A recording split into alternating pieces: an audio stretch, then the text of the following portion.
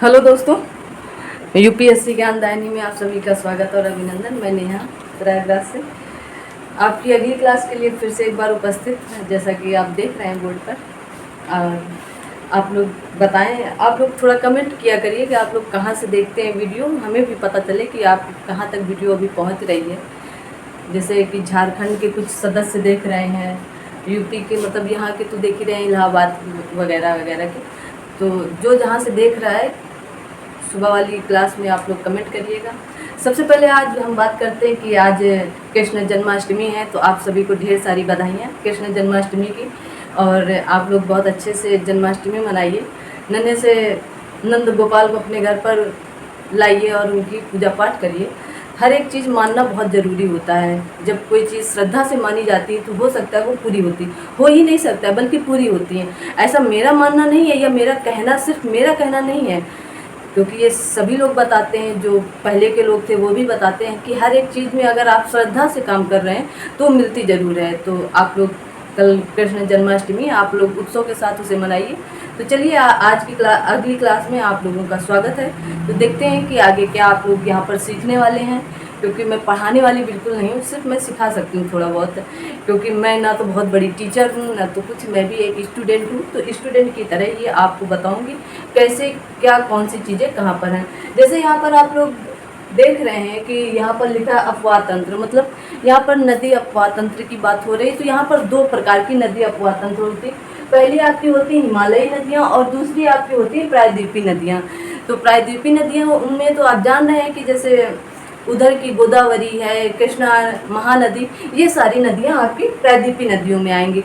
पर हिमालयी नदियों में कौन कौन सी आएंगी, तो जैसे गंगा है, सिंधु है, तो यमुना है, और ये सारी नदियाँ कहाँ पर आएंगी, हिमालयी नदियाँ पर। गंगा है, गंगा है, गंडक है, कोसी है, इत्यादि इस प्रकार की नदियाँ जितनी भी होंगी वो हिमालयी नदियों पर आएंगी। तो ठीक है, तो आज हम लोग हिमालयी नदियों की बात करते हैं कि हिमालयी नदियाँ कैसी होती हैं। तो सबसे पहली बात मैं आपको ये बताऊंगी कि हिमालयी नदियाँ जो होती हैं सॉरी, हिमालयी नदियाँ जो होती हैं वो एक सीधी मतलब रेखा में नहीं चलती हैं। वो उनके सामने जो भी अफवाह होगा या जो भी मतलब जैसे होता है ना कि हम बिल्कुल अकड़ से बस चले जा रहे हैं, हमारे सामने क्या पड़ा है हमसे इससे कोई मतलब नहीं है, हम सब कुछ अपने साथ लिए चले जा रहे हैं। तो ये पूर्ववर्ती होती है, मतलब इन्हें अपने जगह बनाने या रोड बनाने या सड़क बनाने या अपने जाने के लिए इन्हें कोई जगह की ज़रूरत नहीं। इनका जहाँ से मन होता है वो वहाँ से निकल चलती हैं। ठीक है, यही होती हैं हिमालयी नदियाँ, क्योंकि ये हिमालय से निकलती, इनमें मतलब ढलान की तरफ एकदम वही चली जाती हैं। कुछ भी इनके आगे पड़ा हो कोई मतलब नहीं है, बस इन्हें उनको भी ये लेकर अपने साथ चली जाती हैं। ठीक है, तो ये इसी तरह आप भी बनिए। मेरा कहने का मतलब यही था समझाने का कि आप भी पूर्ववर्ती ही बनिए। ठीक है ना, अब प्रायद्वीपीय नदियों की तरह मत बनिए कि प्रायद्वीपीय नदियाँ जैसे जिस तरफ ढलान होगी बस उसी तरफ जाएंगे। अगर कुछ ऊंचा दिखे, कहीं पर भी ऊंचा दिखा तो वो वहाँ से वापस आ जाती है। तो ऐसा बिल्कुल आप अपने आप को इतना मतलब कंठस्थ करके रखिए कि कोई भी चीज़ आपसे, चाहे कठिनाई हो, कोई भी समस्या हो, उसका हल आप निकालेंगे तो जरूर निकलेगा। तो चलिए देखते हैं, जैसे यहाँ पर लिखा है गंगा अपवाह तंत्र या गंगा तंत्र। तो गंगा तंत्र में कौन कौन सी नदियाँ आएंगी, तो सबसे पहले ये देखेंगे हम लोग। तो पहले हम सिर्फ गंगा तंत्र की नहीं, सिर्फ गंगा की बात करते हैं कि गंगा कुछ इम्पॉर्टेंट चीज़ें हैं, तो बस उतना बताना है। यहाँ पर मैं क्लास नहीं ले रही हूँ, रिवीजन करा रही हूँ, ये बात आप लोग बिल्कुल क्लियर रखिएगा कि मैं आपको एक एक चीज़ डिटेल पर बिल्कुल नहीं बताने वाली हूँ। क्योंकि ये सारी चीज़ें अगर एक स्टूडेंट तैयारी कर रहा है, प्रिपरेशन कर रहा है, तो उसके पास ये सारा मैटर ऑलरेडी पड़ा होता है। कुछ लोग कहते हैं कि मैम PDF दे दिया करिए। मैं भी स्टूडेंट हूँ तो मुझे पता है कि लोगों के फ़ोन में कितनी ढेर सारी PDF होती, उनका कोई मतलब नहीं होता, बस PDF दे दीजिए। लोग PDF क्या करते हैं हमें कुछ पता ही नहीं चल पाता है कि PDF करेंगे क्या। उनके फ़ोन को खोलिए तो उनके फ़ोन में सिर्फ और सिर्फ PDF होंगे, लेकिन वो पढ़ी कितनी बार गई ये मायने उनके लिए बिल्कुल नहीं रखता है। चलिए, तो जैसे यहाँ पर आपको दिख रहा है कि गंगा तंत्र, गंगा, तो सबसे पहले होती है गंगा की लंबाई कितनी है, तो 25-25 आप याद करें, 25 याद कर लीजिए या 25-25 याद करने में ज़्यादा सरल होता है कि 25-25। फिर इसके बाद मैं इसको देखो आपके सामने मैंने मैप बना कर रखी हूँ। मैं ये मैप के थ्रू आप लोगों को बहुत अच्छे से बताऊँगी। शायद ये मैप आप लोगों को ये हो सकता है कि अगर ये सोच सकते हैं कि अगर ये मैप, भारत का मैप बना के समझाया जाता तो और अच्छे से, लेकिन मैं ये वादा करती हूँ कि इस जो भी मैंने बनाया है एग्जैक्ट तो वही चीज़ नहीं, लेकिन इससे चीज़ें आपकी क्लियर होंगी, ठीक है ना। तो यहाँ पर जैसे है कि गंगा की लंबाई कितनी है, 25 या 25 याद कर सकते हैं। भारत की सबसे लंबी नदी है कौन सी, गंगा। सिर्फ मैं भारत की बात कर रही हूँ, मैं एशिया की बात बिल्कुल नहीं कर रही हूँ। भारत की सबसे लंबी नदी कौन सी है, गंगा नदी है, ठीक है।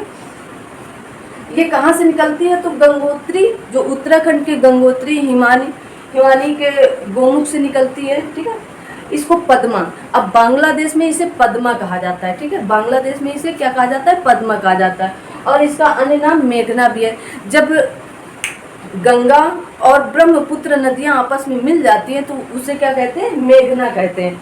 जब गंगा और ब्रह्मपुत्र नदियां बांग्लादेश में, पहले तो गंगा गई जैसे, तो वहाँ पर इसे क्या कहा गया, पद्मा कहा गया। लेकिन जब गंगा और ब्रह्मपुत्र नदी उधर से आई तो उसे क्या कहा गया, मेघना कहा गया। तो गंगा को पद्मा और मेघना दोनों कहा जाता है। अपवाह तंत्र, मतलब ये अपवाह पूर्ववर्ती है। मैंने जैसे बताया ना, ये किसी को बिल्कुल नहीं छेड़ती हैं, जहाँ से मन होगा वहीं से ये जाएंगी, इनको कोई रोकने वाला नहीं है, इसलिए इन्हें पूर्ववर्ती नदियाँ कहा जाता है, ठीक है। ये बंगाल की खाड़ी पर अपना जल गिराती, कहाँ पर गिराती हैं, बंगाल की खाड़ी पर अपना जल गिराती हैं, ठीक है। अब आप कहेंगे क्या गंगा में इतना ही, नहीं, गंगा में और इम्पॉर्टेंट है, ऐसा नहीं है। जैसे इधर पॉइंट लिखा है, गंगा संयुक्त रूप है किसका, अलकनंदा एवं भागीरथी नदियों का, ठीक है। अलकनंदा और भागीरथी नदी जब आपस में मिलती हैं तो वहाँ पर क्या बनता है, देवप्रयाग। तो इसे जैसे याद करने का एक ट्रिक भी है, आप भी प्रयास करिए, शायद आपको भी आ जाए, कि अलका भाग देव आ रहा है, अलका भाग देव आ रहा है। तो अलका से अलकनंदा, भाग से भागीरथी और देव से देवप्रयाग। तो अलका और भागीरथी के मिलने से कौन सा प्रयाग बनता है, देवप्रयाग बनता है। एक पॉइंट ये आप नोट कर सकते हैं अपने पास, कि मतलब ये ट्रिक से कभी ये चीज़ें भूलती नहीं है जल्दी। फिर अगला है, गंगा मैदानी भागों में प्रवेश करती कहाँ से, हरिद्वार में, ठीक है ना। हरिद्वार, इसकी मैं डिटेल बताऊंगी आपको, उसके लिए आप निश्चिंत रहिए। गंगा ब्रह्मपुत्र का डेल्टा बनाती है कहाँ पर, हुगली और मेघना नदियों पर, ठीक है, हुगली और मेघना। अब हुगली नदी के किनारे कौन सा शहर है वो भी मैं बताऊंगी, आप टेंशन बिल्कुल मत लीजिए। हुगली नदी के किनारे कौन सा शहर है, आगे है। यहाँ पर मैंने अलकनंदा के विषय में थोड़ा सा लिख रखा है, क्योंकि जो हमारे 5 प्रयाग हैं, जो पंच प्रयाग हैं, उनमें से सबसे महत्वपूर्ण नदी अलकनंदा है, क्योंकि हर पंच प्रयाग में अलकनंदा का प्रयोग किया गया है। बिना अलकनंदा के 5 प्रयाग संपूर्ण हो ही नहीं सकते, ठीक है। तो इसलिए मैंने सोचा अलकनंदा को थोड़ा सा बता दिया जाए। तो अलकनंदा जो नदी है, अपवाह किसका, तो ये चमोली जिले, उत्तराखंड के चमोली जिले, टिहरी, पौड़ी, गढ़वाल जिला जो है, यहाँ से ये निकलती हैं। ये अपवाह है इनका तटीय शहर कौन सा है, तो ये बद्रीनाथ। अभी मैं बताऊंगी बद्रीनाथ कहाँ पर है, मैंने मैप में बता रखा है आपको कि बद्रीनाथ कैसे कैसे कहाँ पर है। अब यहाँ पर मैंने 5 प्रयाग के नाम लिख रखे हैं, आप चाहे तो यहाँ से याद कर सकते हैं, या आप चाहेंगे तो मैं इसे आगे बताऊंगी आपको, ठीक है। तो आप यहीं से चाहे याद करें, जैसे देवप्रयाग है, तो देवप्रयाग को मैंने बताया अलका भाग, तो अलका से हो गया अलकनंदा, भागीरथी से हो गया भागीरथी नदी। तो अलका भाग, अलकनंदा और भागीरथी नदी का जो संगम होगा वो देवप्रयाग होगा। और गंगा नदी, जो गंगा नदी, वो गंगा नदी नहीं थी, क्योंकि ये तो अलकनंदा और भागीरथी के मिलने से उसे गंगा नाम, मेन भागीरथी को ही गंगा माना जाता है। जो भागीरथी नदी है वो गंगोत्री से निकलती है, और वही आगे चल के जब अलकनंदा से मिलती है देवप्रयाग में, तो वहीं से उसे गंगा नाम दे दिया गया, ठीक है ना। इतनी बात आप एकदम बिल्कुल कंठस्थ करके रखिए अपने पास। फिर आती है देवप्रयाग की बात, तो देवप्रयाग में फिर से अलकनंदा आपको सब में याद करना है, अलकनंदा कहीं पर भी आपको नहीं भूलना है। तो इसमें क्या है, अलकनंदा और मंदाकिनी। रुद्र प्रयाग क्या है, अलकनंदा और मंदाकिनी। तो कैसे याद करेंगे इसे, रुद्र है, रुद्र मीन्स शिव, आप शिव को रुद्र कह सकते हैं, क्योंकि वो गुस्सा होते हैं, और गुस्सा के बाद इंसान कैसा होता है, मंद हो जाता है ना। जब कोई चीज़ गुस्सा आ जाती है बहुत ज़्यादा, सारा क्रोध निकल जाता है, तो घंटे 2 घंटे के लिए एकदम मंद हो जाते हैं। आप अपने ऊपर ट्राई करके देख सकते हैं, सभी लोग ऐसा करते हैं लगभग, कि वो मंद हो जाते हैं, एकदम बिल्कुल मौन धारण कर लेते हैं। तो ये मंद, तो मंदाकिनी। जब रुद्र को गुस्सा आया, रुद्र से रुद्र प्रयाग, अलका आपके हर एक प्रयाग में मिलेंगी, तो अलका अलकनंदा आपको याद ही करना है, मतलब एक बार याद कर लेंगे सारे, उसमें अलकनंदा आपको खोज लेना है। मंद से मतलब रुद्र में गुस्सा भी आप कर सकते हैं, क्योंकि रौद्र रूप है क्या आपका, या रुद्र तो रुद्र से आप शिव को याद करिए कि रुद्र का मतलब शिव होता है ऐसे। और शिव जब भी गुस्सा होते हैं, गुस्सा होने के बाद एकदम मंद हो जाते हैं। कोई भी इंसान हो, आप ही गुस्सा होंगे, उसके बाद आप थोड़ा सा मंद हो जाते हैं, मतलब शांत हो जाते हैं, ठीक है। तो रुद्रप्रयाग कहाँ पर होगा? जहाँ अलकनंदा और मंदाकिनी नदियों का संगम होगा, ठीक है। आगे आता है कर्णप्रयाग। कर्णप्रयाग एक ऐसा है जहाँ पर पिंडर नदी या इसे पिंडारी नदी भी कहा जाता है। सिर्फ इसका एक अलग होता है कि कर्णप्रयाग अलकनंदा और पिंडर नदी के संगम पर बना है।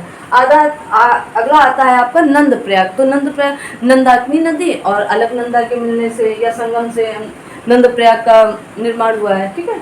विष्णुप्रयाग में भी कोई दिक्कत नहीं, धौली गंगा और अलकनंदा के संगम से विष्णुप्रयाग का आपका निर्माण हुआ है, ठीक है। तो ये आपको 5 प्रयाग याद होने चाहिए, एकदम जुबान पे रटे होने चाहिए, ठीक है ना। क्या होने चाहिए? रटे होने चाहिए। अब आगे बात आती है आपकी, क्या बात आती है आगे आपकी कि ये चित्र कैसे, ये सबसे इम्पोर्टेंट है आपका चित्र। ये तो सारी बातें ठीक है कि गंगा की लंबाई कितनी है, 25-25 गंगा की लंबाई है। गंगा की मतलब सहायक नदियाँ कौन कौन सी होंगी, तो मैं वो यहाँ पर बताती हूँ आपको, ठीक है ना। यहाँ पर एक पॉइंट छूट रहा है, इसको भी मैंने जब नोट ही किया तो आप नोट कर लें कि यहाँ पर अलकनंदा की कुछ सहायक नदियाँ मैंने लिखी थी। तो अलकनंदा की जो सहायक नदियाँ होंगी उनमें से तो एक हो गई आपकी सहायक नदियाँ क्या क्या हैं, तो आप जैसे यहाँ देख सकते हैं लक्ष्मण गंगा सहायक नदी है, सरस्वती सहायक नदी है, मंदाकिनी सहायक नदी है, पश्चिमी धौली गंगा सहायक नदी है। तो बहुत ढेर सारी अलकनंदा की सहायक नदियाँ, लेकिन ये इम्पोर्टेंट में आता है, मतलब इतना तो आपको याद ही करना है, ये 4। बाकी तो 10-12 नदियाँ ऐसी हैं जो इनकी सहायक नदियाँ हैं, लेकिन ये 4 नदियाँ लक्ष्मण गंगा, सरस्वती, पश्चिमी धौली गंगा और मंदाकिनी, ये आपको 4 याद करनी है, बिल्कुल एकदम मतलब याद ही कर लीजिएगा, ये लगभग पूछी जाती हैं, ठीक है ना। अब मैं बात करती हूँ आपसे गंगा नदी तंत्र का, ठीक है। गंगा नदी तंत्र का या गंगा प्रवाह का। जैसे कि यहाँ पर चित्र बना है, मैं थोड़ा सा बड़ा बना देती हूँ ताकि आपको एकदम क्लियर हो जाए चीजें। जैसे यहाँ पर ये क्या है, ये अलकनंदा है, ये क्या है, भागीरथी है।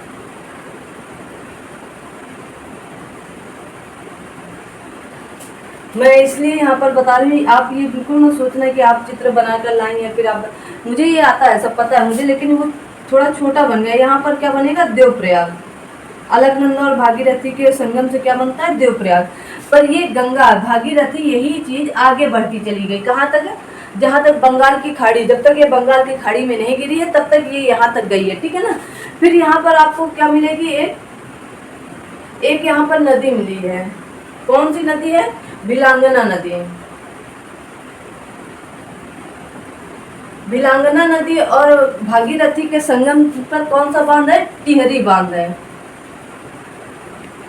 पहले आप ये छोटी छोटी चीजें समझ लीजिए, फिर उसके बाद फिर यहीं से एक नदी और निकली है, कौन सी आपकी, यमुना नदी। यमुनोत्री से निकली और कहाँ तक गई, इलाहाबाद तक। इलाहाबाद मतलब अब लेटेस्ट नाम इसका प्रयागराज। तो ये प्रयागराज में गंगा से मिल जाती है, ठीक है ना। कहाँ मिलती है, गंगा से। और गंगा की सबसे बड़ी सहायक नदी कौन सी है, तो यमुना नदी है, ठीक है। ये कहाँ से निकली, गंगोत्री से, यमुनोत्री से।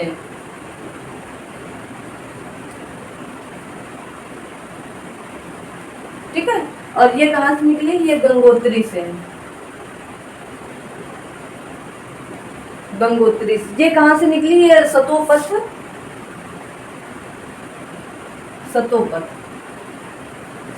से निकली। यहीं पर आपका क्या है, बद्रीनाथ है, ठीक है। क्या है यहाँ पर आपका बद्रीनाथ है, ठीक है। ये भिलांगना नदी हो गई। यहीं पर एक नदी और आती है, कौन सी, मंदाकिनी नदी, ठीक है। कौन सी नदी आती है, मंदाकिनी। अब आप बताइए, मंदाकिनी और अलकनंदा के मिलने से यहाँ पर कौन सा प्रयाग बनेगा, रुद्रप्रयाग। क्यों रुद्रप्रयाग बनेगा, क्योंकि यहाँ पर रुद्र मंद हो गए हैं, किससे? अलका से। ऐसे याद कर लीजिए। हाँ, रुद्र मंद हो गए हैं, किससे? अलका से, क्योंकि पहले रुद्र अलका से लड़े और फिर अब मंद हो गए, किससे? अलका से। रुद्र मंद हो गए अलका से, ऐसे याद कर लीजिए। याद करना है किसी भी तरीके से, कोई भी ट्रिक हो, ये मत सोचिए अरे ये कैसा ट्रिक है, आपको याद होनी चाहिए, चीज़ें आपके दिमाग में जानी चाहिए बस। ठीक है, तो ये रुद्रप्रयाग हो गया। रुद्रप्रयाग से पहले यहाँ पर पड़ता है विष्णुप्रयाग। सबसे पहले आपका पड़ेगा विष्णुप्रयाग। तो विष्णुप्रयाग किससे मिलेगा तो बनेगा? अभी आप बताए थे ना, विष्णुप्रयाग किससे मिलेगा तो बनेगा? पिंडारी नदी से। ठीक है, यहाँ पर विष्णुप्रयाग हो गया। विष्णुप्रयाग के बाद क्या आएगा? कर्णप्रयाग, नंदप्रयाग, नंदाग्नि नदी और अलकनंदा नदी के मिलने से क्या बनेगा? नंदप्रयाग। नंदप्रयाग के बाद यहाँ पर क्या आएगा? कर्णप्रयाग। ठीक है, तो ये आपके 5 प्रयाग हुए, विष्णुप्रयाग, नंदप्रयाग, कर्णप्रयाग, रुद्रप्रयाग और देवप्रयाग। ये 5 प्रयाग आपको याद होने ही चाहिए, क्रम से याद होना चाहिए। विष्णुप्रयाग, नंदप्रयाग, कर्णप्रयाग, रुद्रप्रयाग और देवप्रयाग। कभी कभी इनका क्रम ही पूछ लेता है कि उत्तर से दक्षिण लगाइए, तो उत्तर में क्या होगा? विष्णुप्रयाग, नंदप्रयाग, कर्णप्रयाग, रुद्रप्रयाग और देवप्रयाग। ठीक है, फिर यहाँ से जैसे मान लीजिए गंगा की सबसे बड़ी सहायक नदी कौन सी है? यमुना नदी। यमुना की सबसे बड़ी सहायक नदी कौन सी है? तो आप ऐसे ऐसे कर सकते हैं, चंबल नदी। कौन सी है? चंबल नदी। यहाँ पर एक आपको सोन नदी, ऐसे चंबल, बेतवा, केन। चंबल हो गई, फिर यहाँ बेतवा हो गया, फिर यहीं पर केन हो गए। लेकिन ये जो सोन नदी है, ये आप कंफ्यूज बिल्कुल मत रखिएगा। एक सेकंड देखें, सोन नदी जो है वो गंगा से मिलती है, यमुना से नहीं मिलती है। कुछ लोग जैसे कंफ्यूजन में होंगे कि गंगा से मिलती है कि यमुना से मिलती है, तो गंगा से मिलती है। ठीक है ना। सोन नदी आपकी कहाँ से निकलती है? छपरा से। छपरा कहाँ है? पटना में। ठीक है, पटना के पास से। और ये जो चंबल नदी है, ये 2 नदियों के, जैसे आपका देवप्रयाग 2 नदियों के प्रयाग मिलने से बना था, वैसे चंबल नदी 2 नदियों के मिलने से बनी है। कौन कौन सी है? तो एक है वादक नदी, वादक, और है एक काली सिंधु। काली सिंधु, इन दोनों के नदियों के मिलने से कौन सी नदी बनी है? चंबल नदी बनी है। ठीक है ना। ये चीज़ें आपको याद होनी चाहिए, मतलब दिमाग में होनी चाहिए। इतना कोई याद करने वाली बात नहीं है लेकिन दिमाग में होनी चाहिए ये चीज़ें। ठीक है ना। केवल आपको चंबल, बेतवा, केन, ये यमुना की सहायक नदियाँ, इतना याद होना चाहिए। सोन नदी गंगा की सहायक नदी है, क्योंकि ये नीचे से डायरेक्ट गंगा से मिली, इतना याद होना चाहिए आपको। ठीक है ना। और फिर यहीं पर आपकी यमुना में ही, यहाँ पर बेतवा कहाँ पर मिलेगी आपकी? चंबल आपकी कहाँ मिलती है? इटावा में। इटावा में मिलती है। ठीक है। और बेतवा आपकी कहाँ मिलेगी? हमीरपुर, उत्तर प्रदेश में हमीरपुर जिला पड़ता है। ठीक है ना। और केन, बांदा किस नदी के किनारे स्थित है? तो केन नदी के किनारे स्थित है। ये चीज़ें आपको मतलब पता होनी चाहिए कि कौन सा जिला किस नदी के किनारे स्थित है। ठीक है, आगे बात करते हैं।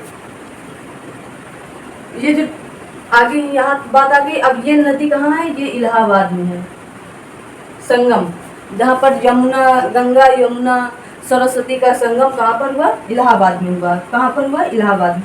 तो यहीं पर गंगा मिली, यहीं गंगा से यमुना मिली, यहीं पर सरस्वती मिली थी। ठीक है ना। तो तीनों नदियों का संगम कहा जाता है। ठीक है, यहीं पर एक गंगा, इलाहाबाद पहुंचने से पहले एक नदी तमसा गंगा नदी में मिलती है। ये नदी बहुत कम लोग सुनते हैं, तमसा नदी। ये भी गंगा की सहायक नदी, ना कि यमुना की, गंगा की सहायक नदी है। ठीक है, कौन सी नदी? तमसा नदी। अब फिर यहाँ पर सोन नदी हो गई। सोन नदी से पहले यहाँ पर कौन पड़ेगी? सोन नदी मैंने इसलिए पहले बताया था क्योंकि ये वाली नदियों के लोग इसको भी यमुना की सहायक नदी मानते हैं, बल्कि ये गंगा की सहायक नदी है। ठीक है ना, इसलिए मैंने बताया। बल्कि इसको और चाहे नीचे कर लीजिए, क्योंकि बिहार आपका थोड़ा नीचे पड़ेगा। ऐसे यहाँ पर कौन सी नदी? सोन नदी, छपरा। ठीक है, उसके पहले गाजी में यहाँ पर हो गई। फिर यहाँ से सबसे पहले इलाहाबाद के बाद क्या निकलती है? रामगंगा। रामगंगा कहाँ पर है? कन्नौज में। कन्नौज किस लिए जाना जाता है? कन्नौज को इत्र की नगरी कहा जाता है। इत्र की नगरी कन्नौज को कहा जाता है। और कन्नौज का नाम और किस लिए प्रसिद्ध है? इतिहास में आप लोग बताएं। इतिहास में इसलिए प्रसिद्ध है क्योंकि कन्नौज में जो युद्ध हुआ था प्राचीन काल में, पाल वंश और राष्ट्रकूट और कौन सा एक वंश था तो बताइए। तो वहाँ त्रिकूट जो हुआ था तो पाल वंश, राष्ट्रकूट वंश और कौन सा था, एक मुझे मतलब कंफ्यूज हो रहा है, बीच से निकल गया। तो यहीं पर कहाँ हुआ था, कन्नौज पे हुआ था, ठीक है ना। जैसे आप लोग देख लीजिए, पाल था, राष्ट्रकूट था और एक और था, ठीक है। फिर यहाँ से कन्नौज होगी कहाँ से, रामगंगा कहाँ से निकलती है, कन्नौज से, गंगा में मिलती है, ठीक है ना। फिर गाजीपुर से गोमती, यहाँ पर कौन सी मिलेगी, गोमती आपको मिलेगी गाजीपुर से गाजीपुर से गोमती। फिर यहाँ पर आपको घग्घर नदी मिलेगी, घग्घर या घाघरा नदी कह सकते हैं। घाघरा नदी भी दो नदियों के मिलने से बनी, कौन सी, एक से सरयू और एक है राप्ती। सरयू नदी के किनारे कौन सा शहर है, अयोध्या। अयोध्या किस नदी के किनारे, सरयू नदी के किनारे, ठीक है। पहले इनको सरयू और घाघरा मतलब सरयू और राप्ती के नाम से जाना था, या सरयू और राप्ती के मिलन से ही घाघरा नदी बनी है, ठीक है।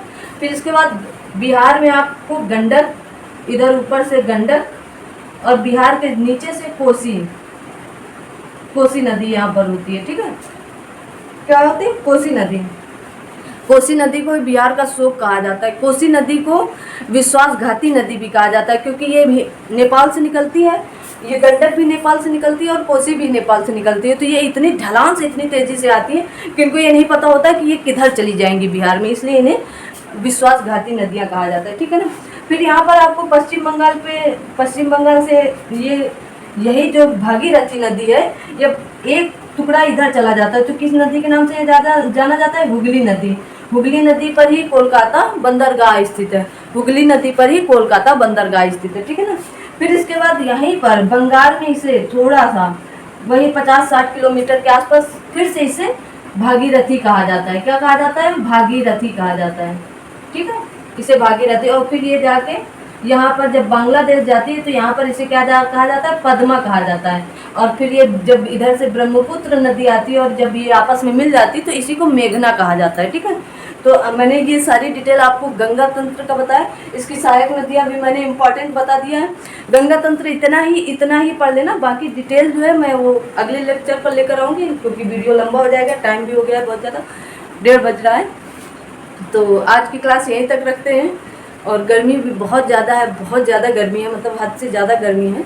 तो आज की क्लास यहीं तक रखते हैं। आप लोग बस अपना ऐसा ही सपोर्ट बनाए रखिएगा, अच्छे से शेयर लाइक कमेंट करते रहिए, और कहना तो नहीं चाहते पर चैनल को हो सके तो और शेयर करते रहिए, सब्सक्राइब कराते रहिए लोगों से।